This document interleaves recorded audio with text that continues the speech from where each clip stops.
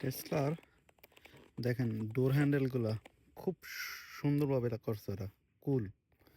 But একটা problem, এখন দেখেন নিউ ইয়র্ক অনেক ঠান্ডা, স্নো পড়ছে আস্তে ধীরে।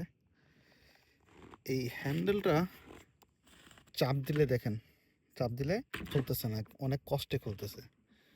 কারণ কি, এখানে পানি ঢুকছে, পানি ঢুকা এই পানিটা আইস হয়ে দেওয়ার কারণে এটা অনেক কষ্টে এটা খোলে।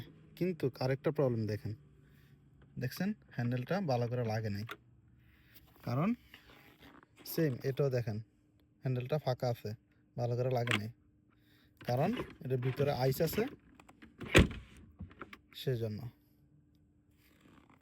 সবই সুন্দর, বাট লিটল বিট প্রবলেম।